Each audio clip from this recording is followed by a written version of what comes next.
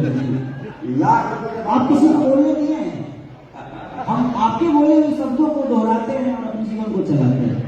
और आप जो कहेंगे, हम झगड़ा हम लोगों में कभी ना था, ना है और ना कभी होगा। ये हमेशा मेरे बड़े भाई ही गार्जियन हैं। आजीवन जब तक मैं इस धरती पे हूँ, हमेशा वो बड़े ही रहेंगे और हमेशा सम्मान है। तनु खरकोचा राजनीति में ना होला और जगह तो खोले कर तनु हमारी लोग खुला को निकाल नहीं सका होता। तो बात की एक बात, जहां मीठापन होला भैया खटास हो ना होला। ये तो संसार का नियम है, कभी मीठा हो कभी खट्टा हो, कभी खट्टा हो फिर कभी मीठा हो जाए। तो अभी क्या खाता और